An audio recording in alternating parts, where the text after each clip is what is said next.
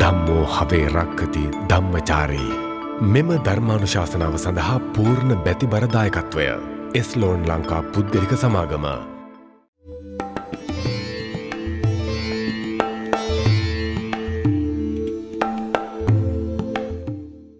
නමෝ තස්ස භගවතු අරහතු සම්මා සම්බුද්දස්ස. සද්ධා බුද්ධ සම්පන්න වාසනාවන්ත පින්නතුනි පින්නතියනේ, අද මම මේ පින්නතුන්ට දේශනා කරන්නේ මේ ආර්ය සීලය ගැන. මේ ආර්ය කියලා කියන්නේ වචනේ හරි වැදගත්. ආර්ය කියලා කියන්නේ නිවන විතරක් හොයන පුජ්‍යලයා. ආර්ය පුජ්‍යලයා කියලා කියන්නේ නිවන විතරයි හොයන්නේ. අපි සංසාරේ යනකොට පුජ්‍යලෝ දෙන්නෙක් හම්බ වෙනවා. එක්කෙනෙක් තමයි නිවන හොයන පුජ්‍යලයා. හරි ටිකයි ඉන්නේ හැබැයි. අනිත් කෙනා තමයි සංසාරයේ හොයන පුජ්‍යලයා. එතකොට මේ සංසාරේ හොඳයි මනවයි කියලා යන කෙනා, එයාට ගැළපෙන දෙයක් නෙවෙයි මේ ආර්ය සීලය. මේක ගැලපෙන්නේ නිවන විතරක් හොයන කෙනාට.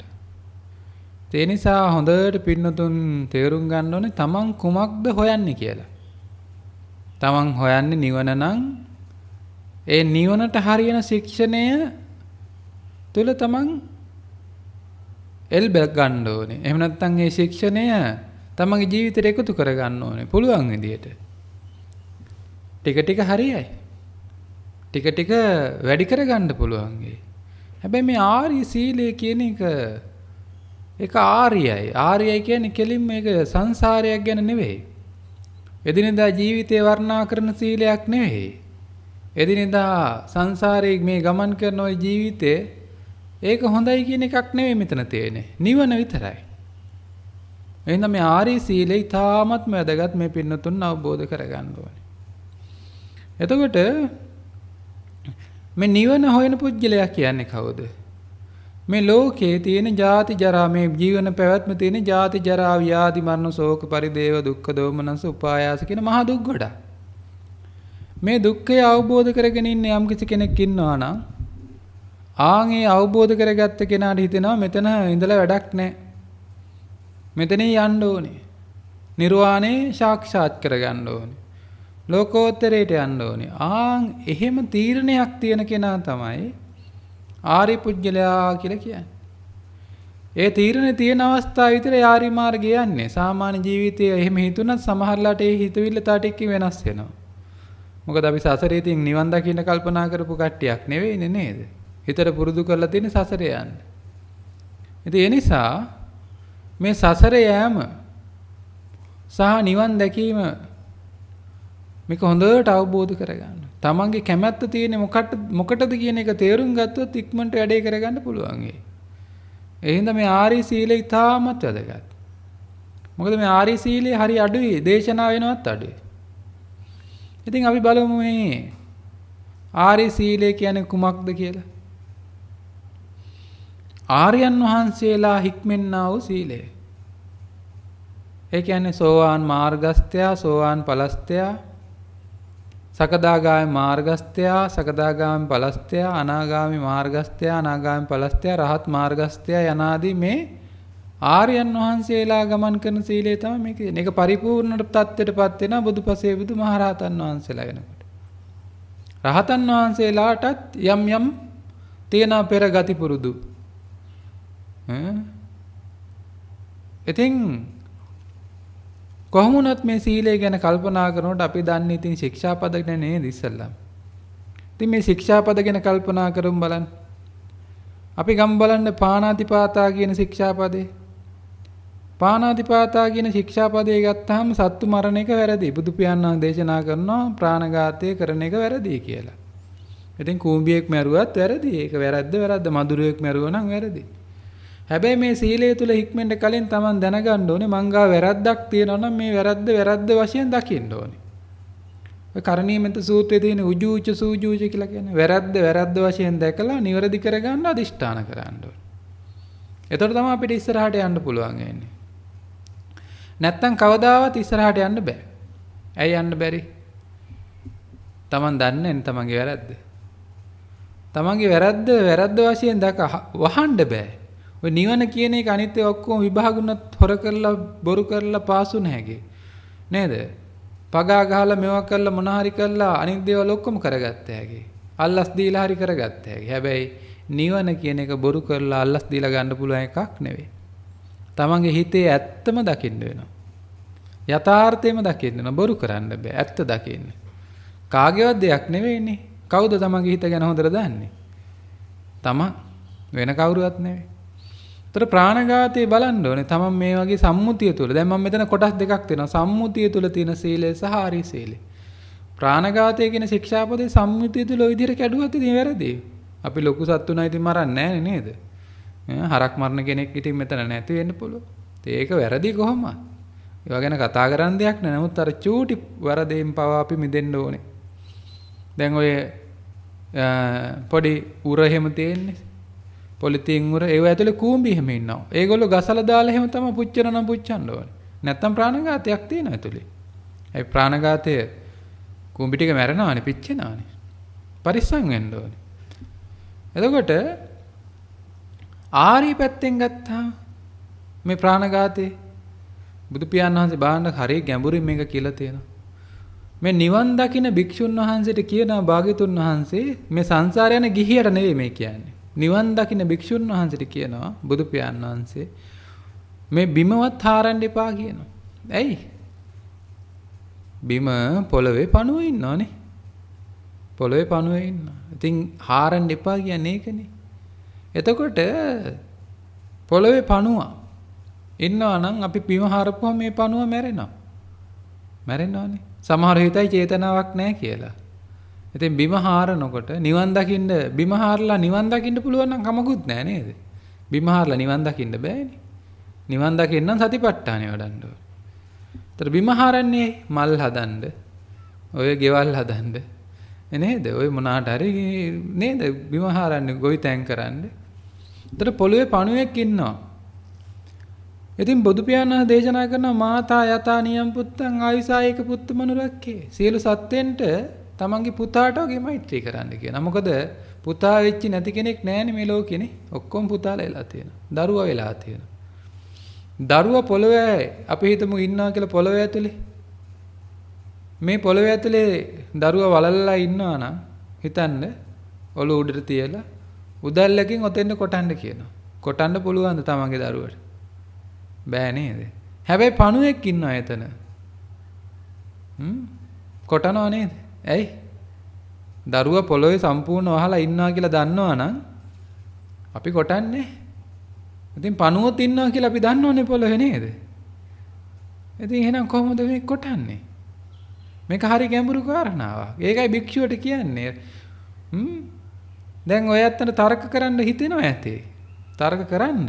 නමුත් බලන්න බුදුහාමුදුරු මොකද්ද මේ කියේ කියලා. බුදුහාමුදුරු වගේ වෙන්නනේ අපිට ඕනේ නේ. රහතන් වහන්සේලා පසේ බුදු පියාණන් වහන්සේලා වගේ වෙන්න නේද අපිට ඕනේ. ඉතින් බුදුහාමුදුරු පොළොව කෙටුවේ නෑනේ. සදාකල් දුකෙන් අත මිදෙන තැන ඒ. එතෙන් යන රහතන් වහන්සේලා පොළොව කෙටුවේ නෑනේ. ආරි මාර්ගය යන දැන් භික්ෂුවට උනත් එපා කියලා දෙනවා. කරනවා නම් වැරදි. වැරදි නම් වැරදි බව දකින්න ඕනේ. අපි ගාත් වැරදි තියෙනවා. ඉතින් ඕක මටත් ඉස්සර තේරුන්නේ නැහැ. මමත් කල්පනා කරලා බලනකොට තමයි මේකේ කුකු ගැඹුරක් අර්ථයක් තියෙනවා කියලා අවබෝධ වුනේ. ඉතින් ඔය මමත් එක අවස්ථාවකදී යකඩේ ඉන්නකින් ඔය පොළවට ඇනපු අවස්ථාවකදී පොළවේ ඉන්න පණුව කැපි කැපි උඩට ආවා. ඒ වෙලාවේ මට තේරුණා ඇයි බුදු පියාණන් වහන්සේ මට මේ පොළව හාරන්න එපයි කියන්නේ කියලා. තේරුණාද? මෙන්න මේක තේරුම් ගන්න ඕනේ. සියලු සත්‍යයන්ට එක හා සමානව මෛත්‍රී කරන්න ඕනේ. ඒකයි ඒ කියන්නේ. සියලු පුතාලා එකයි. පණුවත් පුතා ගිය ආත්මේ. පුතත් පුතා. දැන් ඔය ඇත්තෝ හිතන්නේ එක පැත්තක ණයෙක් ඉන්නවා. අනිත් පැත්තේ පුතා ඉන්නවා. ඔයාගේ ඇත්තම දරුවා ඉන්නවා. ණයා පුතාට දෂ්ට කරන්න එන්නේ. දෂ්ට කරනවා කියලා හිතන්නේ. දෂ්ට කරන්නම ළඟට ආවා. කවුරු හරි ගෙදර ඉන්න කෙනෙක් දැක්කොත් මොකද කරන්නේ? ණයාව අරන් මරලා ගහනවනේ. දැන් ගහන්නේ පුතාටද ණයාටද? ණයාට ගහනවනේ. පුතාට ගහන්නේ. මොකද්ද ඒ කරලා තියෙන්නේ? පෙර ආත්මේ පුතාව මරලා මේ ආත්මේ පුතා බේරගත්තනේ. ඒකයි වෙලා තියෙන්නේ. කුලයක් අල්ලලා බුදුහාමුදුරු කියන්නේ කුලේසු අනනුගිද්දෝ. කුලේ අල්ලන්න එපා. සියලු පුතාලා එක හා සමානයි. ඉතින් මේක සාමාන්‍ය ගිහි කෙනෙකුට කරන්න බෑ. මොකද එයා නිවන නෙවෙයිනේ ප්‍රතන්නේ. එයා පතන්නේ ලෝකයේ සංසාරේ යන්න. එයා කල්පනා කරන්නේ මේ සංසාරේ ඉපදි මෙරි යන ගමනක්. බුදු පියාණන් වහන්සේ නිවන අරමුණු කරගත්ත විතරක් කෙනාට විතරයි මේ ධර්මයේ දේශනා කරලා තියෙන්නේ. අතර ගිහියට බැයිද මේක කරන්න? පුළුවන්. හැබැයි අවබෝධ වෙන්න ඕනේ ඇයි මම මේක කරන්නේ කියලා. යන්න පුළුවන් වෙන්න ඕනේ එතකොට. ඔන්න බලන්න අපි බලමු දැන් හිතන්න එකපාරට මේ නවත්තන්න නෙවෙයි මේ කියන්නේ Taman කල්පනා කරන්න මේ ආර්ය ජීවිතයක් කියන්නේ කොහොම එකක්ද කියලා. ඒකට හිතන්නයි මේ ඔය ඇත්තන්ට මේ ධර්මයේ දේශනා කරන්නේ. කල්පනා කරන්න. බලන්න දෙවෙනි ශික්ෂාපදේ ඊටත් වඩා ගැඹුරුයි. දෙවෙනි ශික්ෂාපදේ තමයි අදත් හදාන්නේ. ඉතින් අනුන්ගේ දෙයක් හොරගම් කරනවා නම් කොහොමද ඇරදීනේ? පොල් ගෙඩිය ගත්තත් ඔෆිස් එකෙන් හාෆ් ෂීට් කොලේ ගත්තත් ඒක අදත් හදාන්නේ. ඒක හරි ඒක සම්මුතිය වැරදි. ඊට වඩා ගැඹුරක් තියෙනවනේ. මොකද්ද මේ අදත් හදාන්නේ? දින්නම් දානං නිසාය අදින්නම් දානම් පහතබ්බා. මොකක්ද ඒ කියන්නේ? දුන්නු දේ ගන්න නුදුන් දේ ගන්න එපා කියලායි කියන්නේ. බලන්න භික්ෂුවකට කොහොමද කියලා. භික්ෂුවකට චීවරයක් කවුරු හරි පූජා කරනවා නේ දුන් දෙයක්. ගිහියෙකුට ඇඳුමක්. සාමාන්‍ය ගිහිය වයසට ගියාම නැතිනම් දරුවෝ දෙනවා. නමුත් ඊට කලින් බලන්න. ඒ ඇඳුම මොකද කරන්නේ? කාගෙන් හරි අපිට හම්බෙන්නේ නැහැ නේතනදී. අපි සල්ලි දීලා ගිහිල්ලා කඩෙන් ගිහිල්ලා ගන්නවා නේද? ඒ ගන්නකොට ඇඳුම තෝර ලස්සන එක එහෙම බලනවා නේද? එහෙනම් ඒවා අඳිනකොටත් තෘෂ්ණාවෙන් නෙවෙයිද අඳින්නේ? දැන් භික්ෂුවක් චීවරේ පරිහරණය කරනවා නම් මම මේ සිවුර පරිහරණය කරන්නේ ආරක්ෂාවටයි විලිවහ ගන්නයි කියලා හිතලා තමයි පරිහරණය කරන්නේ. ගාතාවකුත් තියෙන ප්‍රත්‍යක්ෂා කරන්නේ. නමුත් ගිහියෙක් හිතනවාද මේක ලස්සනයි හොඳයි මනවයි කියලා නේ හිතන්නේ. එතන තෘෂ්ණාව තියෙනවා අඳින එකේ. දැක්කද ආර්ය මාර්ගයේ ඇඳුම පරිහරණය කිරීම, චීවරේ පරිහරණය කිරීමයි සාමාන්‍ය ජීවිතේ පරිහරණය කිරීමයි. ඉතින් ඒකයි මේ ආර්ය මාර්ගය වෙනස් කියලා කියන්නේ. වෙනස් එකක් ඒක සම්පූර්ණ වෙනස්. එතකොට ලස්සනයි මනවයි හොඳයි කියලා අඳිනකොට තණ්හාව ඇති වෙනවා සංසාරේ යනවා. නමුත් තියෙන ඇඳුම මං වෙලිවහ ගන්න අඳින්නේ කියලා කවුරු හරි දැන් කඩෙන් ගත්තත් කමන්නේ දැන් අරන් ඉවරනේ. නේද? නමුත් අඳිනකොට හරි අඳින්න කොහොමද? මේක මං අඳින්නේ විලිවහ ගන්න ආරක්ෂාවට. එච්චරයි. මෝස්තර ඕනේ එතකොට. මොකුත් නැහැ. හරි ලස්සනට පිරිසුදුවට අඳිනවා ඊට පස්සේ. හිත ලස්සනයි. කය ලස්සන කරන්න නෙවෙයි අපි අඳුන් අඳින්නේ නේද? හිත ලස්සන කරගන්න ඕනේ. හිතේ ඇලීම අඩු කරගන්න ඕනේ. ඒකයි ලස්සන වෙනවා කියලා කියන්නේ. බලන්න ඊළඟ එක ආහාර භික්ෂුවකට කවුරු හරි දානි පූජා කරනවා. ඉතින් ඒක අරන් වළඳනවා. නමුත් ගිහි ඇත්තෝ මොකද කරන්නේ? ආහාර ගිහි ඇත්තන්ට පූජා කරන්නේ. ගිහි ඇත්තෝ උයාගෙන කැමති දේවල් හොයාගෙන කන රසයි කිය. දැක්කද? එතන තණ්හාව තියෙනවානේ. කැමති දේ කනකොටනේ. භික්ෂුව දානි ගන්නකොටත් මා මේ ආහාරය වළඳන්නේ රසයට මදේට නෙවෙයි මේ නිවන් දකින්න කියලා හිතනවා. ගිහියා එහෙම හිතන්නේ. සාමාන්‍ය කෙනෙක් එහෙම හිතන්නේ. එයා හිතන්නේ රසයි නියමයි මීට වඩා හොඳ එකක් තිබ්බන හොඳයි මේක නම් කන්න බෑ කියලා එක්ක ගැටෙනවා එක්ක ඇලෙනවා. ඇලෙන්නේ ගැටෙන්නේ නැති ගමනක් තමයි භාග්‍යතුන් වහන්සේ දේශනා කරන්නේ මේ විදියට යන්න කියලා. ඊළඟට බලන්න සේනාසනයක් කවුරු හරි පූජා කරලා තියෙනවානේ. භික්ෂුවට කුටියක් පන්සලක් මොකක් හරි පූජා කරලා තියෙනවා. ඉන්නවා ඒකේ. නමුත් ගිහියා මොකද කරන්නේ? හොඳ ප්ලෑන් එකක් එහෙම හදලා Tamanට කැමති විදිහට ගේ හදනවා. ඒක පරිහරණය කරනකොටත් මගේ ගේ ලස්සනයි හොඳයි කියලා පරිහරණය කරනවා. නමුත් භික්ෂුව එහෙම නෙවෙයි මම මේක පරිහරණය කරන්නේ ආරක්ෂාවට කියලා හිතාගෙන පරිහරණය කරනවා. හෙට උනත් දාලා යන්න පුළුවන් වෙන්න ඕනේ. අල්ලාගත්තොත් ඉතින් භික්ෂුවටත් එතනම තමයි ඉන්නත් වෙන්නේ. අතහැරලා යන්න පුළුවන් වෙන්න ඕනේ. ඒකනේ තුන් සිවුර පාත්‍රය දරාගෙන ඉන්න කියන්නේ. ගහක් මුලකට වෙලා හරි ඉන්න පුළුවන් වෙන්නේ. පන්සල අල්ලාගත්තොත් යන්න බෑ. ඉතින් පන්සල දාලා බෑග් එක දාගෙන යන්න බෑනේ නේද? බුදුහාඳුරු මොකද කරේ?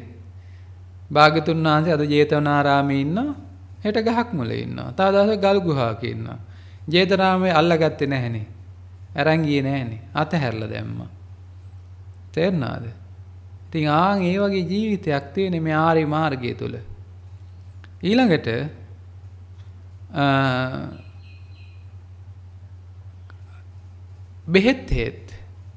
බෙහෙත් ගත්තාම භික්ෂුවට කවුරු හරි බෙහෙත් පූජා කරොත් ඉතින් කමක් නැහැ එක ගන්න කියන. ඉතින් ගිහියත් ඉතින් අපි කර සාමාන්‍ය ඉතින් බෙහෙත් කඩෙන් ගිහිල්ලා අරන් Tamanට ඕන විදිහට ගන්නෙ. බලන්න බුදු පියාණන් වහන්සේ බෙහෙත් අපිට හම්බුන්නේ නැත්තම් භික්ෂුවට හම්බුන්නේ නැත්තම් කියන තමන්ගේ මුත්‍රා බොන්න කියලා. බලන්න ඒක තමයි බෙහෙත. දැන් ගිහියෝ හිතන්න පුළුවන් අපිට ওই වගේ ජීවිතයක් ගත කරන්න බෑ කියලා. ඉතින් තමන්ගෙන් හිතෙන් අහලා බලන්න තමන්ට නිවන ඕනද නැද්ද කියලා. නිකන් හම්බෙන්නේ නැහැ නිවන. ওই වගේ අතහැරීමක් ඉතින් කරන්න වෙනවා. නිකන් හම්බෙන්න නම් හරි ෂෝක් නේද? එහෙම හම්බෙන්නේ නැහැ. නිවන කියන එකට කැපකිරීමක් අතහැරීමක් කරනවා. කරන්න නැත්නම් ඒක හම්බෙන්නේ. හැබැයි දැන් කරන්න හිතන්න එපා ඉස්සෙල්ලා මොකද්ද කරන්න තියෙන්නේ කියලා. ඇයි මේ කරන්න කියලා අවබෝධ කරගන්න එපා.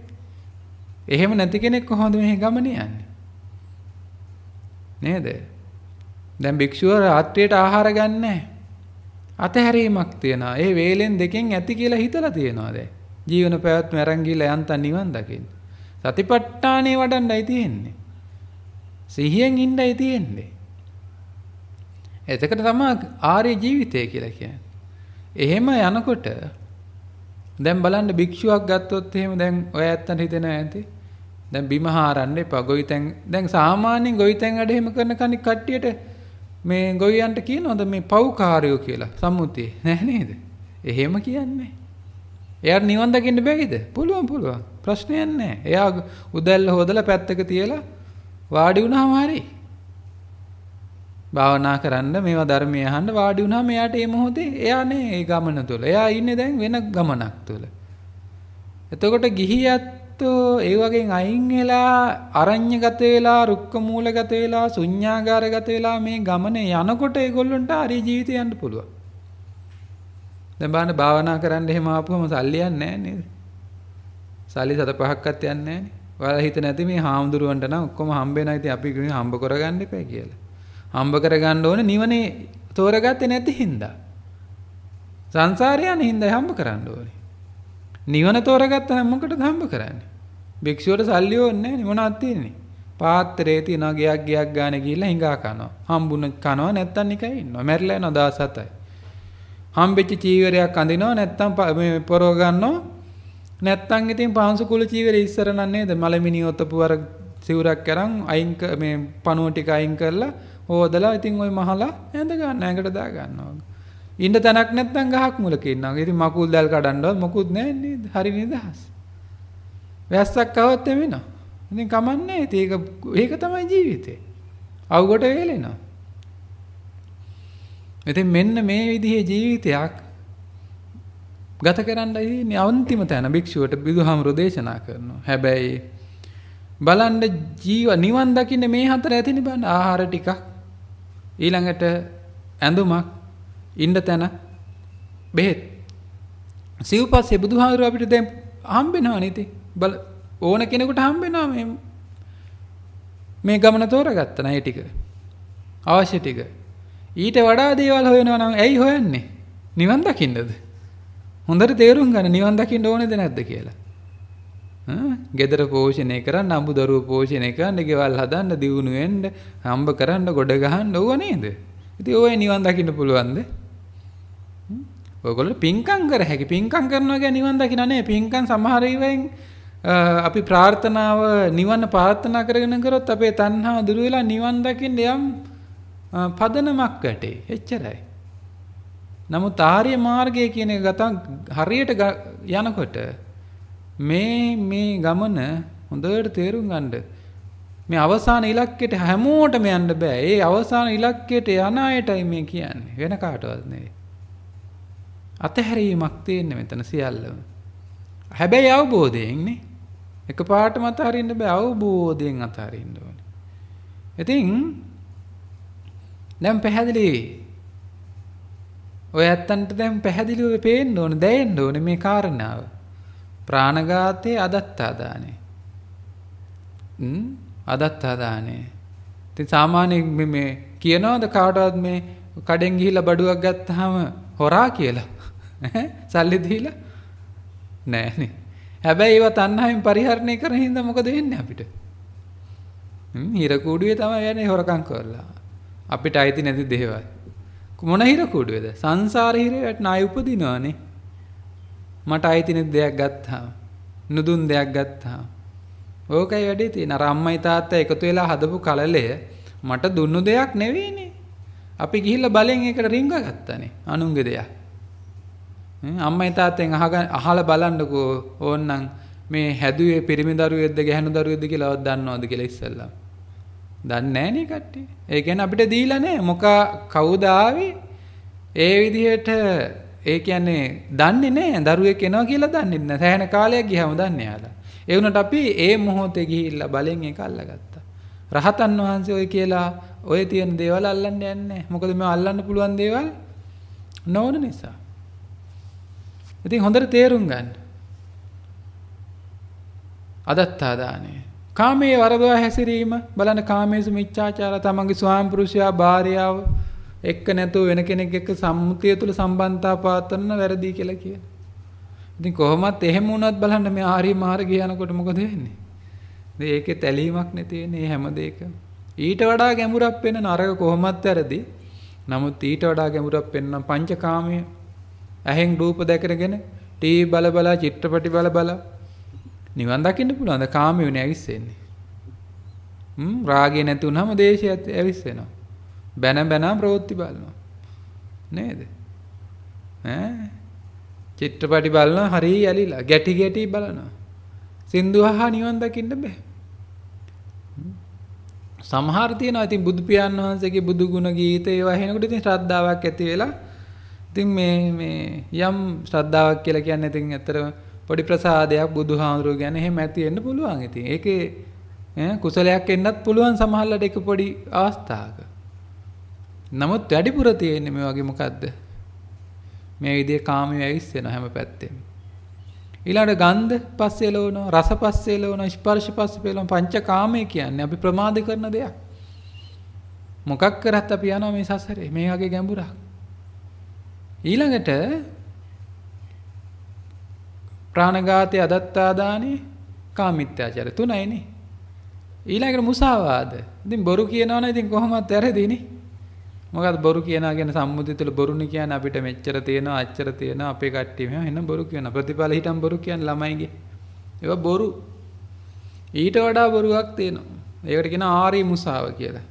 ආර්යයන් වහන්සේලා පිළිගත්තා වූ සත්‍ය තුළ ජීවත් වෙන්න ඕනේ.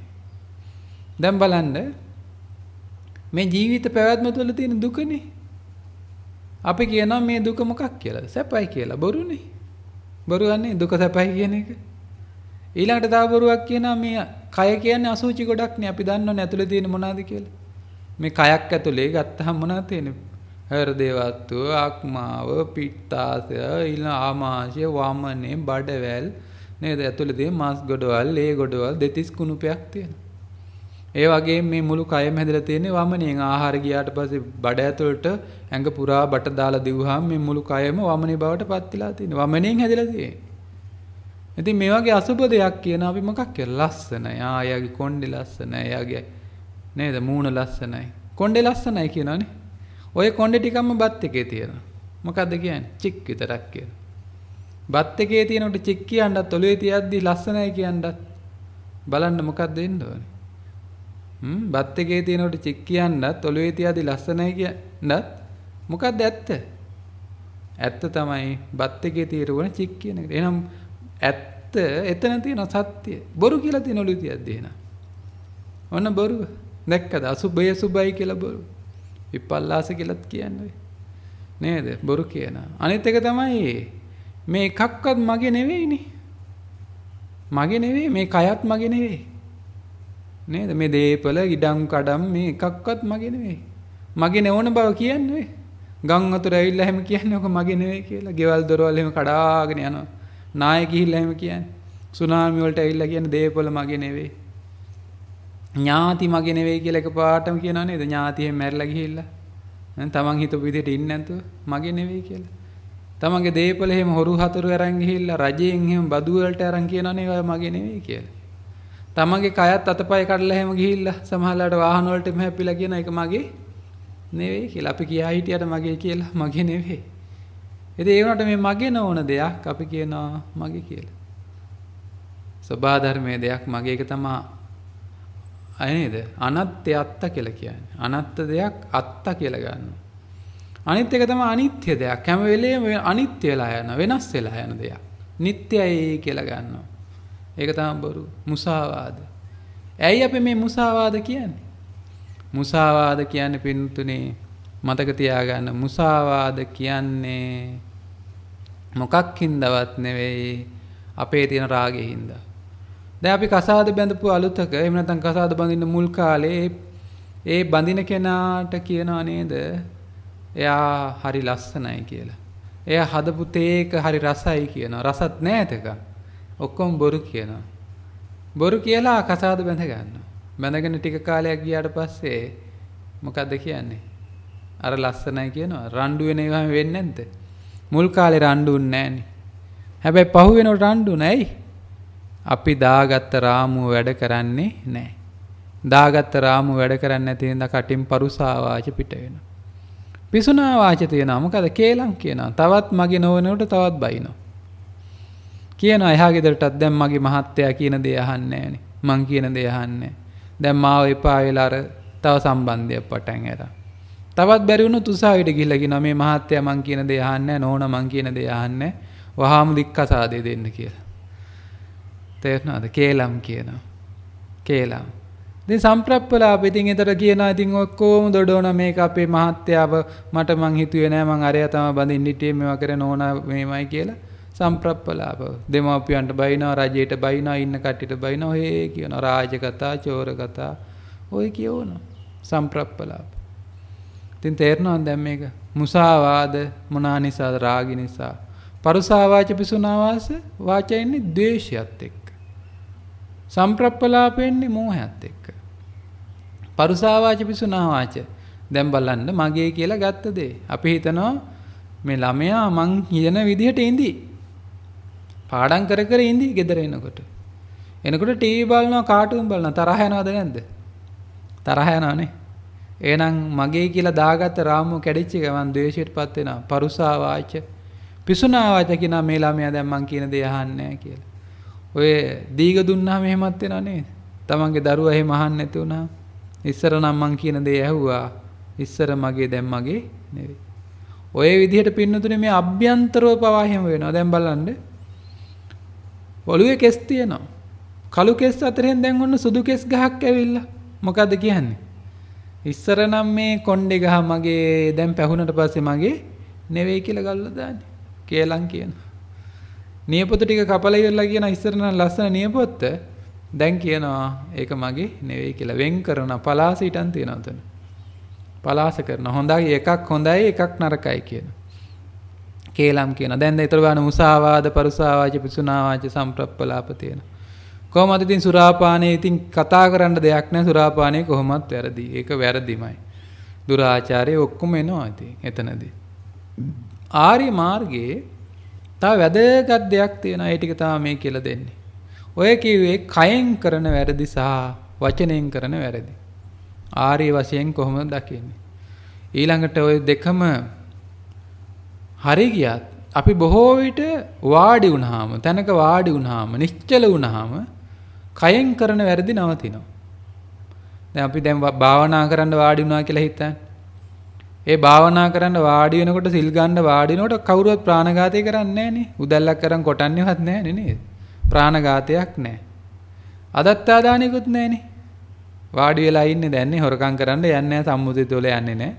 කාමීත්‍යාචාරයත් නැහැ. කය දැන් හර. ඊළඟට මුසාවාද පරුසාවාච පිසුනා සම්ප්‍රප්පලාප නැති වෙන කටත් අහගත්තා. හැබැයි ඔය මොනවා වුණත් තව ප්‍රශ්න ගොඩක් තියෙනවා තමයි හිතෙන් කරන වැරදි. චිත්ත උපක්ලේශයන් කියන්නේ ඒවා. හිතේ වැරදි තියෙන මොනවාද මේ අවිජ්ජාව. ඒවත් දැනගන්න තමන් ගාව තියනවා කියලා. අවිජ්ජා කියලා කියන්නේ අවිජ්ජා විෂම ලෝභය. මගේ වේවා කියලා පතන එක යමක්. ලස්සනයි කියලා කියනකොට මේක වෙලා ඉවරයි. අවිජ්ජාව තියෙනවා. ලස්සන ඇරේ කොණ්ඩේ. ඒ කියන්නේ මට මේ වගේ කොණ්ඩයක් තිබ්බනම් හොඳයි කියලා පතනවා. ඊළඟට ව්‍යාපාදය. නැසේවා මැරේවා කියලා හිතන එක. නැසේවා මැරේවා කියලා හිතන්නේ නැහැ කියලා නැපි හිතන්නේ. මොකද නැත්තේ? හිතනවා. දැන් අපි වාහනේ යනවා කොහේ හරි දානයක් දෙන්න. ඉස්සරහා යනවා හිමීට මිනිස්සෙක්. අපිට හිතෙන්නේ මේ මිනිසයා මේ පාරට දැම්මනම් හොඳයිද අපිට යන්න ඉඩ දෙන්නෙත් නැහැ. ඒව නැත්තම් මේ මිනිහා නැත්තම් හොඳයි කියලා හිතෙන්නේ. නැත්තම් හොඳයි කියලා නේ හිතෙන්නේ. ඒක තමයි නැසේවා මැරේවා කියන එක සියුම් වශයෙන් එනවා. ව්‍යාපාදය. ක්‍රෝධය කියලා කියන්නේ තමන්ට තමන්ගේ සංස්කාර වලට හානි කරනකොට, තමන්ගේ හොඳ ඥාතීන්ට නරක කරනකොට, හතුරන්ට හොඳ කරනකොට එහෙම තරහ යන්නේ. ඒක තමයි ක්‍රෝධය කියලා කියන්නේ. එහෙම තියනවානේ. දැන් ඔයාලා වැඩක් කර කර ඉන්නවා. ළමයා ඇවිල්ලා ඇඟට පයින්නවා. තරහ යනවද? රෙදි හොද ඉන්නවා. නේද? තරහ යනවා. හානි වෙනවා. වැඩක් කර කර ඉන්නකොට ටෙලිෆෝන් එක මෙහෙ රින් යනවා. තරහ යනවනේ. මේ වැඩේ කරන් දෙන්නේ නැහැ කියලා. නේද? ඔයගොල්ලෝ වැඩට යනකොට ඔන්න බල්ලෙක් කන්න පයින්න. බල්ලත් එක්කත් තරහ යනවනේ. ඉතින් ඕන්න ওই විදිහට ඒක තමයි ක්‍රෝධය කියලා කියන්නේ. උපනාහය කියලා කියන්නේ බද්ධ වෛරය. බද්ධ වෛරය කියලා කියන්නේ ඒක බද්ධ සංඥාවක් එක්ක එන්නේ.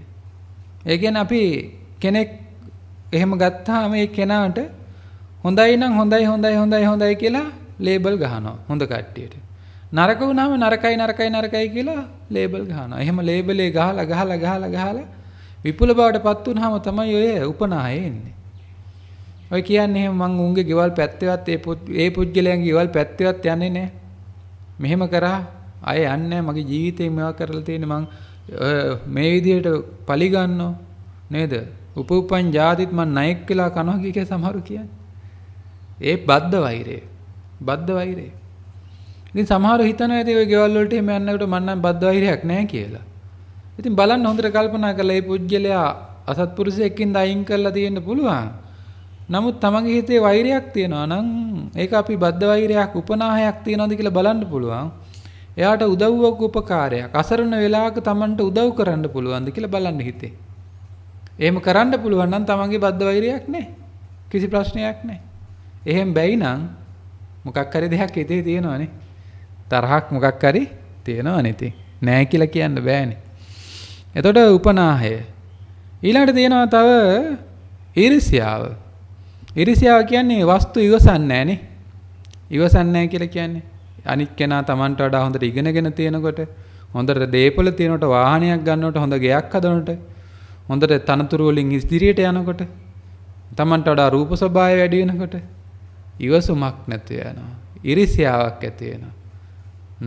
බලන්න. ඊර්ෂ්‍යාවක් ඇති වෙනවා. තියනවාද කියලා බලන්න. තියනවානේ. තියෙනවා. ඔව්ව තියෙනවා ඕන තරම්. ඊළඟට තියෙනවා මච්චරිය කියලා එකක්. මච්චරිය වර්ග පහක් තියෙනවා. ඒ මච්චරිය වර්ග පහ තමයි වන්න මච්චරිය. ඊළඟට කුල මච්චරිය. ඊළඟට ලාභ මච්චරිය. ආවාස මච්චරිය, ධම්ම මච්චරිය කියලා. වන්න මච්චරිය කියලා කියන්නේ මෙහෙමයි කියලා වර්ණනා කරන්න කැමති. ඔය කෑම උයලා හැම කාන්තාව වර්ණනා කරලා මට හොඳට උයන්න පුළුවන්. නේද? හැම කෙනෙක්ම වර්ණනා කරන මට මෙහෙම පුළුවන් මේවා පුළුවන් කියලා එහෙම කියන්නේ. අපේ කට්ටිය මෙහෙමයි කියලා කියන්නේ. ඒවා තමයි වන්න මච්චරිය. ලාභ මච්චරිය කියලා කියන්නේ ලාභ ලබන්න තියෙන කැමැත්ත. ඉතින් ලාභ ලබන්නේ අපි ඔක්කොම යන්නේ නේ සාමාන්‍ය ජීවිතය තුල ඔය ඇත්ත. ලාභ මච්චරිය, කුල මච්චරිය. කුල මච්චරිය කියලා කියන්නේ තමන්ගේ කුලය ලොකු කරලා පෙන්නන. අපි කොළඹ කට්ටිය, අපි මෙහි ගම්පහ කට්ටිය, අපි කුරුණෑගල කට්ටිය, අපි ගමේ කට්ටිය නේද? ඔය විදිහට අර කුල අල්ලගෙන අපි අහවල් ඉස්කෝලේ, අහවල් විශ්වවිද්‍යාලේ කුලයක් එක. තේරෙනවද? අපි විශ්‍රාම ගිය කට්ටිය කුල අල්ලගෙන. ඒක තමයි කුල මච්චරිය කියලා කියන්නේ. ආවාස මච්චරිය කියලා කියන්නේ මේ ගේ ආවාසයක් තමයි. නමුත් හොඳම ගේ තමයි තමන්ගේ මේ කය. ඉතින් ওই මච්චරිය තමයි ඉතින් තියෙන්නේ. මේ ආවාස මච්චරිය හින්දා තමයි භාවනා කරනකොට කකුල් රිදෙනකොට භාවනාවේ නැගිටලා පව යන්නේ. මම මැරෙයි කියලා බයයිනේ.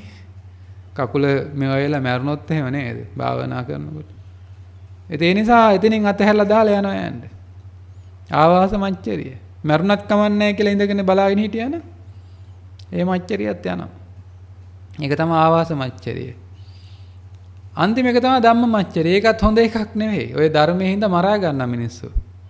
ඉතින් ඕක ගිහිලා බෝධිපාශික ධර්ම පවා අවසානයේ ඒවටත් මච්චරියක් ඇති වෙනවා. එතනින් නම් නිරේට යන්නේ නැහැ. නමුත් බෝධිපාශික ධර්ම වලට පවා ඇලීම අවසාන වශයෙන් තිබ්බොත් එහෙම නිවන දකින්නේ නැහැ. නිවනට වඩා බෝධිපාශික බෝධිය නෙවෙයිනේ බෝධිපාශික ධර්ම කියලා කියන්නේ නේද? බෝධිපාශික ධර්මත් අවසානයේ මාර්ගය බවට පත් වෙනවා. එතන නැවතුණන් මාර්ගඵලයට යන්නේ නැහැ නේ. බෝධිපාශික ධර්ම බෝධියට පාර්ශ්වය. බෝධිය නෙවෙයි. බෝධිය අපිට ඕනේ දැන් නිවන. ඉතින් ඔන්න ඔය විදිහට මච්චරිය. ඊළඟට මක්කය. මක්කය කියන්නේ ගුණය මකනවා. ඒක අභ්‍යන්තර බාහිර විදිහට මකන්න පුළුවන් මක්කය කියලා කියනවා. ඒ කියන්නේ බාහිර වශයෙන් මකන්නේ මෙහෙමයි. ඔය පුජ්‍යලෝ දම් එහෙම දෙනවනේ. කියනවා මිනිස්සුනේ ඔය මිනිස්සයා දන් දුන්නට මෙහෙමයි අපි දන්නේ නැන්ද එයාගේ ඉස්සර මේ පව් වැඩ මෙහෙම පව්කාරයෙක් තමයි දන් දෙන්නේ. ඒකට කියනවා මොන මච්චරියද? මක්කේ බාහිර ගුණ මකනවා. අභ්‍යන්තරත් ගුණ මකනවනේ. මම දැන් හොඳ පුජ්‍යලෙක් කියලා ඉඳලා දැන් නරක වෙලා හිටපුවා. ඉස්සර නම් මං හොඳයි දැන් මං මහෙම නරකයි කියලා තමන්ගේ ඇතුළෙන්ම එනවනේ. මම මෙහෙම හිටපු කෙනෙක් දැන් මම මේ හොඳ නැති වැඩ කරනවා. මං ඉස්සර කාමයේ වරදව හැසිරුන්නේ නැහැ. දැන් මං වැරදව හැසිරෙනවා කියලා. නේද? මම ඉස්සර හොරකම් කරේ නැහැ. දැන් මං හොරකම් කරනවා කියලා එහෙම. එනවනේ. ඒක තමයි අභ්‍යන්තර ගුණ මකනවා කියලා කියන්නේ. බාහිරනුත් තියෙනවා. පලාසය කියලා කියන්නේ වෙන් කරනවා. හොඳ කට්ටිය ඒක අනිත් එක තමයි. මක්කේ පලාසය වෙන් කරනවා. කට්ටියක් හොඳයි කට්ටියක් නරකයි. ඒක බාහිර වශයෙන්. යෝ ඥාති එහෙම කරනවා නේද? කට්ටියකට හොඳට කණ්ඩ බොණ්ඩ උයලා දෙනවා. තව කට්ටියක් ඔහෙ නිකන් යන්තම් වෙලා දෙනවා. තමන්ගේ. ඒක තමයි පලාසය වෙන් කරනවා. ඉතින් තමගේ අභ්‍යන්තර වශයෙන් ගත්තොත් අපි හොඳ කෙස් ටික තියාගෙන පැහිච්ච කෙස් ගහ ඉවත් කිරීමත් පලාසයක් තමයි.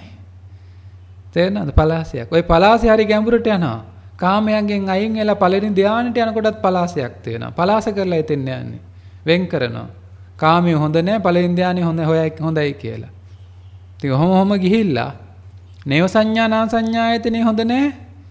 නේද? සංඥා වේදිත නිරෝධී හොඳයි කියලා එතෙන්වත් යනවා. ඉතින් මෙන්න මේ විදිහට පලාස කරලමයි යන්නේ. මේ හේතු ප්‍රත්‍ය නැති වෙච්ච තැන තමයි නිර්වාණය තියෙන්නේ. ඒ නිසා පලාසය. ඊළඟට තියෙනවා මායාව. මායාව කියලා කියන්නේ තමන් වැරදි කරලා වැරදි කරේ නැහැ කියලා එක වහන එක. ඒක තමයි වහනවා. දැන් අපි වැරද්දක් කරලා ඒ වැරද්ද කරේ නැහැ කියලා වහනවා. හොඳ කෙනා අපි කැමති නෑනේ වැරද්ද පිළිගන්න නේද? මේ වැරද්ද වහනවා. වහගෙන ජීවත් වෙනවා. ඒකයි. ඊළඟට මායාව සාටේය කෛරාටික්කම. කෛරාටික් කියලා කියන්නේ තමන් ගාව නැති ಗುಣ පෙන්නන අනිත් අයට. කරුණාවක් මොකක්වත් නැහැ. හරි කරුණාවන්තයි කියලා පෙන්නන. පිණ්ඩපාත හැසිරෙන්නේ නැතුව පිණ්ඩපාතිකයි වගේ හැසිරෙන භික්ෂුන් වහන්සේ නම. ඒක තමයි ඒ කියන්නේ. මොකක්ද ඒ කියන්නේ? සාටේය කෛරාටික්කම. ඔය වෙලෙන්දුනත් කෛරාටික්කමෙන් නැති ආදරයක් පෙන්නලා එහෙම කාන්තාවන්ට බඩු විකුණන්නේ. ඇයි ඒ? Tamanට ප්‍රතිලාභ ගන්න. ඉතින් නැති කරුණාව මෛත්‍රිය පෙන්නනවා. ඒක තමයි කෛරාටික්කම කියලා කියන්නේ. ඊළඟට තම්බේ කියලා කියන්නේ දැඩි. මගේ මතේ මෙහෙමමයි. මම මෙහෙමමයි. මම මේක වෙනස් කරන්නේ මම භාවනා කරන්නේ මෙහෙමමයි. මම සීල් ගන්නේ මෙහෙමමයි. මගේ හැටි මෙහෙමමයි කියලා කියන්නේ. මම මෙහෙමයි. ඒක දැඩි මතයක්. දෙට්ටියක්. ඒක තම්බේ. සාරම්භය කියන්නේ එකට එක කරනවා. එයා එක ගයක් හැදුවොත් මං ගෙවල් දෙකක් හදනවා. එයා එකක් ගැහුවොත් මං දෙකක් ගහනවා. ඒක තමයි එකට එක කරනවා කියලා කියන්නේ. ඒකට කියනවා සාරම්භය. ඊළඟට මානය. මානය කියලා කියන්නේ මං ලොක්ක කියලා හිතන එක. ධනය, කුලය, බලය ඕව නිසා මං ලොක්ක කියලා හිතා ඉන්නවා. ඒක තමයි මානය. අතිමානය කියන්නේ මං උඩම මුදුනා කියලා හිතන එක. ඊළඟට මදේ තියෙනවා. තමන්ගේ රෝග ලෙඩ රෝග නැති නිසා මද වෙනවා. ඒකට කියන නිරෝගී මදේ කියලා. ඔය කියන්නේ ඔයාට කොලෙස්ටරෝල් විතරද නේද? මට නම් කොලෙස්ටරෝල් මොකක්වත් නැහැ. ඔයාට කොලෙස්ටරෝල් සුගර් දෙක තියෙනවානේ. මට තියෙන කොලෙස්ටරෝල් විතරයි කියන්නේ. ඒක තමයි ඒ නිරෝගී මදේ. මට නම් ලෙඩක් දුකක් තව නැහැ. ඉහෙන් බහින ලෙඩක් නැහැ. මම මෙහෙමයි. ඒකට කියනවා මදේ. මදේ. තරුණකම නිසාත් මදයක් ඇති වෙනවා. අපි තරුණයි අපි ශක්තිමත්. මදේ. ගෝත්‍රය නිසා මදයක් එනවා. අපි මේ අහවල් ගෝත්‍රේ මදේ. අනිත් එක තමයි ප්‍රමාදයේ පින්නතුනේ. ප්‍රමාදය කියන්නේ පංචකාමයන්ට අහු වුණා නම් ප්‍රමාදයිනේ. ඇස කන දිව නාසය කය මන මේ මෙවෙන් ඒවට එන අරමුණු පංච ඉන්ද්‍රයන් වලට එන අරමුණු ඇස කන නාසය දිව කය කියන ඒවට එන අරමුණු පස්සේ ඉතින් මනෙන්නේ මේවා අපි විඳින්නේ. මේ එන අරමුණුත් එක්ක අපි ටීවී බල බල ඔය වගේ ඉන්නකොට මොකද වෙන්නේ මේ පංචකාමයට අහු වෙනවා. ප්‍රමාද වෙනවනේ. ප්‍රමාද වෙනවා. ඉතින් නිකන් කෙනෙක් වුණත් ළමයෙක් වුණත් පාඩම් කරන්න නැතුව ටීවී බලන්න ගියාම මොකද වෙන්නේ? පාඩම් වැඩ ටික කරන්න වෙන්නේ. අපිත් ඒ වගේ පංචකාමයට යනකොට මොකද වෙන්නේ? නිවනට ප්‍රමාදයි. ප්‍රමාද වෙන්න අපේ දුසිල්භාවය වැඩි වෙනවා. ඒ දුසිල්භාවය වැඩි වෙන්නේ. දැන් ගංගාවක් පල්ලෙහාට ගලනකොට උඩ හරිය පිරිසිදු වතුර පල්ලෙහාට යන්න ජරාව එකතු වෙනවා. ඉතින් සසරේ යනකොටත් එහෙමයි අපිට වෙන්නේ. ඉතින් මේ ඔක්කොම මිත්‍යා දිට්ඨියනේ. මිත්‍යා දිට්ඨිය උතන ඔක්කොම තියෙන්නේ. ඉතින් බලන්න මේ මිත්‍යා දිට්ඨිය තුල ගනකොට ඉතින් මේ වගේ හිතේ පිරිසුදු වීමක් නැහැනේ. එහෙනම් දැන් බලන්න කායේන සංවරෝ සාදු සාදු වාචාය සංවරෝ මනසා සංවරෝ සාදු සාදු සබ්බත් සංවරෝ කියන්නේ නිකන් නෙවෙයිනේ. එහෙනම් ආර්ය සීලය කියන්නේ කොච්චර ගැඹුරක්ද? සබ්බ පාපස්සා කරනන් සියලු පව් අතහරිනවා. කුසල් කරනවා. කුසලස්ස උපසම්පදා හිත පිරිසුදු කරගන්නවා. සචිත්ත පරියෝදපනං ඒතම් බුද්ධාන ශාසන. මේක තමයි සියලු බුදුවරුන්ගේ දේශනාව වෙන්නේ. දැන් ඔය තුල යනකොට ඉන්ද්‍රිය සංවර වෙනවනේ. ඉන්ද්‍රිය සංවර වෙනවා. මොකද ඇහැ සංවර කරගත්තේ නැත්නම් ආයෙත් පංචකාමයෙන් ඇලෙනවානේ. ඉතින් මේවා සංවර වෙන්න පටන් ගන්නවා. ඉන්ද්‍රිය සංවර සීලයේ තියෙන ප්‍රාතිමෝක්ෂ සීලය කියන ශික්ෂාපද ටික. ඉතින් අපේ ජීවිත පැවැත්ම පවා ඉතින් අනුන්ගෙන් කාගෙන එහෙම නැත්නම් පින්ඩපාතයෙන් ගිහිල්ලා භික්ෂුව ජීවත් වෙනවා කියන එක. ඉතින් සම්මා ආජීවයෙන් කටයුතු කරනවා. ගිහි කෙනෙකුට හරියම බැහැ අමාරුයි සම්මා ආජීවයෙන් කටයුතු කරන්න. මොකද යාලා බුදු පියාණන් වහන්සේ දේශනා කරනවානේ නේද? මේ සම්මා ආජීවය කියලා කියන්නේ මොකක්ද? නිවන් දකින්න විතරයි තමන්ගේ කටයුතු කරන්නේ. සතිපට්ඨානේ වඩන්නේ. ඉතින් වැඩට යන්නේ පින්නතු නිවන් දකින්න නෙවෙයිනේ අපිනේ. රස්සාවක් කරන්නේ නිවන් දකින්නද? ලොකු කර්මාන්තශාලා මොව කරගෙන ඔක්කොම කරගෙන ඒවා දික් කරගෙන යන්නේ නිවන් දකින්න නෙවෙයිනේ. ඒවා සමාජයේ පැවැත්ම, ඒ කියන්නේ සංසාරයේ පැවැත්ම. නිවන කියලා කියන්නේ අත්හැරීම. ඉතින් එහෙනම් බෝසතාණන් වහන්සේටත් තිබුණානේ දික ගිහි ගිහි ඉඳගෙන කරන්න ඕක නේද? ඒක නෙමෙයි අයින් වුණාට පස්සේ ලේසි වෙන්නේ වැඩි. ඔතන ඉඳන් යම් ගමනක් යන්න පුළුවන්. ඉවර කරන්න යනකොට තව ඉතින් එහාට යන්න වෙනවා. ඒකයි රහතන් වහන්සේ කෙනෙක් බැරි වෙලාවත් ගිහි ජීවිතේ ඉඳන් රහත් වුණොත් කෙනෙක් දවස් 7කට වඩා ඉන්නේ නැත්තේ. ඔතන කෙලස් ගොඩක ඉන්න තියෙන. එළියට එනවා යා. අනුන්ගෙන් කාලා ජීවත් වෙනවා. නැත්තම් දවස් 7න් පිරෙනවා පාන. තේරෙනවද මේ කතාව? හොඳට තේරුම් ගන්න, මේ අවබෝධ කරගන්න. ඉතින් අපි කවදා හරි යන්න ඕන තැනයි මේ පෙන්වන්නේ. එතකොට ඉන්නේ කෙලස් ගොඩක. ඉතින් ඒ කෙලස් ගොඩ අයින් වෙන්න ඕන. අපිට තව හැදෙන්න තියෙනවා, ගොඩාක් ගමනක් යන්න තියෙනවා. හිතේ එක පව් සිතුවිල්ලක්වත් නැති කරගන්න නම් ওই විදිහට කල්පනා කරන්න ඕනේ. මගේ හිත බලන්න මම ප්‍රාණඝාතය, අදත්තාදානය, කාමිත්‍යාචාරය, මුසාවාද, පරුසාවාච, පිසුනාවාච, සම්ප්‍රප්පලාප ඒ විදිහට ගත්තාම මේ අවිජ්ජා, ව්‍යාපාද, ක්‍රෝධ, උපනාහ ඊළඟට ඊර්ෂ්‍යාව, මච්චරිය, මක්කේ, පලාසේ, මායාව, සාටේය, එහෙම නැත්නම් කෛරාටික්කම, තම්බය, සාරම්භය ඊළඟට මානය, අතිමානය, මදේ, ප්‍රමාදය, මිත්‍යා දිට්ඨිය මේ ඔක්කොම තමන්ගාව තියනවා නම් තියෙන බව දකින්න. ඊට පස්සේ අදිෂ්ඨාන කරගන්න එක එක බල්ලා මේ වගේ මං අත මිදෙනවා. මෙන්න මේ වැරද්ද මගේ තියෙනවා. මේකෙන් ඉස්සෙල්ලා දකින්න ඕනේ නැත්නම් බෑ මේකෙන් අත මිදෙන්න. සමහරවිට ඒ වැරද්ද කර කරත් යයි තව ඉස්සරහට. හැබැයි වැරදි බව දැක්කාම කවදා හරි වලට අතහරින්න පුළුවන්. එක පාටම බෑ.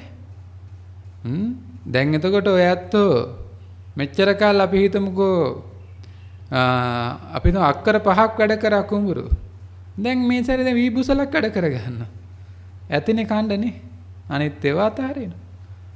ඉතින් එතකොට තමන්ගේ සල්ලිත් ඉතුරු වෙනවනේ.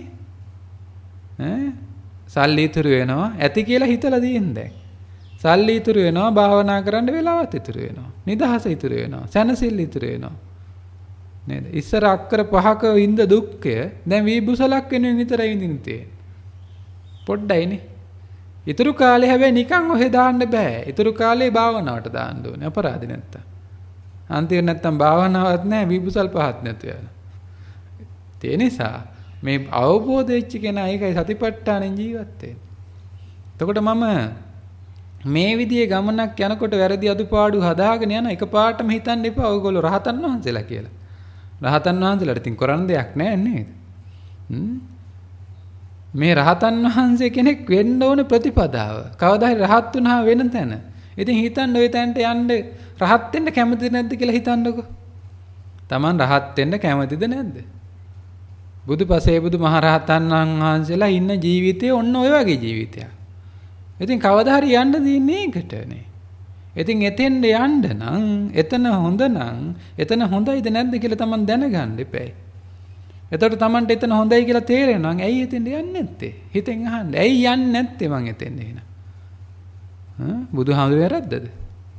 නෑනේ. භාග්‍යතුන් වහන්සේගේ කිසි වැරද්දක් නෑනේ. භාග්‍යතුන් වහන්සේ අපිට මෙච්චර කරුණාවෙන් මෛත්‍රියෙන් මේ ධර්මයේ දේශනා කළා. දුකෙන් අත මුදන මාර්ගයේ තියද්දී අපි කියනවා නෑ මං යන ගමන හරි කියලා. මේ යන ගමන නෙවෙයි භාග්‍යතුන් වහන්සේ දේශනා කරේ. උන්වහන්සේ දේශනා කරපු ආර්ය මාර්ගයේ හැසිරෙන්න නිවෙනවා. එන්න නිවෙනවා. අපි බැඳිලා ළමයිගේ ප්‍රශ්න අර ප්‍රශ්න මේ ප්‍රශ්න ඔක්කොම එක්ක බැඳිලා අතහැරින්න බැරුව ඉන්නවා. ඉතින් බැයි නම් බැරිව දැනගන්න මට බෑ මම බැඳිලා ඉන්නේ කියලා. එතකොටවත් තේරෙයි මොනයින්ද බැඳිලා ඉන්නේ කියලා. නේද? නැත්තම් මේ පැත්තේ බැඳිලා ඉඳලා කොච්චර ඇද්දත් කඹේ තාව ගැට ගහලා තියෙනවා නම් නේද? ලොකු කණුවේ. ඉතින් කොහේ අදින්නද ඒක වටේනේ කරකෙන්න තියෙන්නේ. අර පැත්තට කඩන්න හැදුවට මෙහෙ බැඳිලා. මෙහෙ ලෙහන්න වෙනවනේ. ලෙහන්න වෙනවා මේ එහා පැත්තට ඇදගෙන කඩාගෙන යන්න ඕන. ඒ නිසා එහෙනම් මෙන්න මේ සීලය ඇති කරගන්න ආර්ය සීලය. අර ශ්‍රද්ධාව ඇති කරගත්තාම නිවන් දකින්න ඕන කියලා ඇති කරගත්තාම මේ සීලයෙන් යන්න පුළුවන්. ඒ කියන්නේ සියලු පව් සිතුවිලි වලින් එහෙම නැත්නම් සියලු පාපයන්ගෙන් අයින් වුණාම අපේ හිත පිරිසුදු වෙනවානේ. නිවන් දකිනානේ. ඉතින් මේක තමයි අර බීජයට වතුර පොහොර දානවා වගේ තමයි සීලය. පුළුවන් විදිහට හිතන්න. හිතාගෙන එනවා මං ගාව මෙන්න මේ වැරද්ද තියෙනවා මේ වැරද්ද තියෙනවා මේක තියෙනවා. එහෙනම් මේකෙන් අත මිදෙන්න ඕනේ. අත මිදෙන්න ඕනේ. ආයෙ කරන්නේ නැහැ. සමහර ඒවා හේම මත හැරියයි. මම පරුසා වාච කියන්නෙම නැහැ. ආයෙ මදුරුවෙක් මරන්නෙම නැහැ. ඔහොම හිතන්න පුළුවන් නේ. බලන්න කොච්චර ටික මේ සම්මුතියට එහා ගියා වූ සීලයක් මේ පින්නතුන්ට දේශනා කරේ. ඉතින් මේ සම්මුතිය තුළ තියෙන සීලය කියන්නේ ඒක කඩනවා නම් කොහොමත් වැරදි. ආර්ය සීලය කියන එක නම් ඉතින් ආර්ය ජීවිතය ගත කරනකොට තමයි ඒ සීලයට එන්න පුළුවන්. එතකන් ඉතින් සම්මුතිය තුළ තියෙනවා. දැන් බුදු පියාණන් වහන්සේ පහළ වෙන්න කලින් සමාජයේ සීලයක් තිබ්බනේ නේද? ඔය මහා මායා දේවිය සීලයක් පිළිහිටලා ඉඳලා දිනවනේ. තේරෙනවද? ඒක ආර්ය සීලය නෙවෙයි. ඒක සම්මුතියේ තියෙන සීලයක්. බුදු පියාණන් වහන්සේ නමක් නැති වුණත් ওই සීලයන් සමාජය තුළ තියෙනවා. අඩු වැඩි වශයෙන්. නමුත් භාග්‍යතුන් වහන්සේ නමක් ඇවිල්ලා දේශනා කරන්නේ ඒ සීලය නෙවෙයි. භාග්‍යතුන් වහන්සේ දේශනා කරන්නේ ආර්ය සීලය. ඒ සීලයට වඩා හුඟා ගැඹුරට ගියපු සීලයක්. ආර්ය මාර්ගයේ ගමන් කරන්න. එතකොට ඒකේ ගමන් කර ඒ කියන්නේ දැන් මෙතන පටලවා ගන්න එපා. ඒක ඉවර වෙලා ආර්ය සීලය ඉවර වෙලා නිවන් දකින්න නෙවෙයි. ආර්ය සීලයේ යෙදෙනවා කියන්නේම නිවන් දකින්නවා කියන එකයි. නිදහස් වෙනවා කියන එකයි. එහෙනම් එතෙන්ද යන්න ඔය ඇත්තන්ට පුළුවන්. මොකද්ද කල්පනා කරන්නේ? ඉන්න ගමන් හිතන්න. පැයක් විතර ඉතින් ඇඳ අරන් කල්පනා කරනවා මං ගාව මොනවාද තියෙන්නේ වැරදි ප්‍රාණඝාතය අදත්තාදාන හිතන්නේ නැතුව වෙන්නේ නැහැ. යෝනිසෝ මනසිකාරය කියන්නේත් ඕකයි. සබ්බපාපස්සකරණම් කියන්නේත් ඕකයි. විරියෙන් යනවා කියලා කියන්නේත් ඕකයි. මොකද්ද විරිය? දැන් මෙතන ඇති වෙන්නේ. අනුප්පන්නානං අකුසලානං ධම්මානං අනුප්පාදාය. නැති ලාමක අකුසල එන්නේ ඊට පස්සේ. තියෙන අකුසලයන් රාග දෝෂ මෝහ නැතු යනවා. නේද? නැති කුසලයේ එන්න පටන් ගන්නවා. තියෙන කුසලයේ දියුණු වෙනවා. ඉතින් බලන්න මේ විදිහට යන ගමනක් මේ සීලයේ තියෙන්නේ. ඉතින් ඔන්න ඔය සීලය තමන් කල්පනා කරගෙන ඉදිරියට යන්න. එතකොට තමන්ට මොකද වෙන්නේ? තමන් එන්න මේ අකුසලයෙන් අයින් වෙන්න හිත නිවෙන්න පටන් ගන්නවා. අකුසලයෙන් අයින් වෙන්න හිත නිවෙන්න පටන් ගන්නවා කියලා කියන්නේ ඔය ඇත්තන්ට පේනවා මේ පෞසිතුවිලි වලින් මේ පව් වලින් මේ අකුසල වලින් අයින් වෙනකොට මගේ හිත මෙහෙම නිවුණා නම් භාග්‍යතුන් වහන්සේ සියලු පව් වලින් අතහැරිලා කොච්චර නිවිලා ඉන්නේ නැද්ද? උන්වහන්සේ අරහං කියන්නේ කොහොමද කියලා පේනා නේද? තවත් ශ්‍රද්ධාව ඇති වෙනවා. එතකොට මේ උඩින් නෑවට කුණු යන්නේ නැහැ. කුණු යන්නේ මේ ශරීරේ විතරයි. ඕක නාවල වැඩක් නැහැ බුදුහාමුදුරු දේශනා කරනවා. පිරිසිදුව තියාගන්න දෙන්න ආවනවා. නමුත් භාග්‍යතුන් වහන්සේ කියන්නේ අභ්‍යන්තරව නාන්න කියලා. ඕන් ඔය විදිහට කෙලෙස් වලින් අයින් වෙනවා කියලා කියන්නේ අපි අභ්‍යන්තරව නානවා. ඒ අභ්‍යන්තර නෑමට ඔයාලගේ සීලය තමයි වැදගත් වෙන්නේ. අපේ සීලේ අඩුපාඩු තියෙනවා. ඒක අඩුපාඩු හදාගෙන කල්පනා කරගෙන යයි. ඔය ඇත්තන් එක පාටම මේ රැකියාව වලින් අයින් වෙන්න කියන කාරණාවක් එහෙම නැත්නම් ගොවිතැන් වලින් අයින් වෙන්න කාරණා නේ හිතන්න ඉස්සෙල්ලා. හිතලා බලන්න යන්න ඕන තැන මෙතන කියලා. ආන් එහෙම හිතනකොට රහතන් වහන්සේ නම් මට තව කොච්චර හැදෙන්න තියෙනවද මම බැඳිලා ඉන්න තැන පේනවා. එතකොට යන්න ඕන තැන පේනවා. ආන් ඒ සඳහායි ඔය ඇත්තෝ කටයුතු කරන්න ඕනේ. ඉතින් ඒ සඳහා කටයුතු කරන්න අදිෂ්ඨාන කරගන්න ඔය ඇත්තන්ට ඒ සඳහා ශක්තිය ලැබේවා කියලා ආශිර්වාද කරනවා. ශක්තිය ලැබේවා කියලා ආශිර්වාද කරනවා.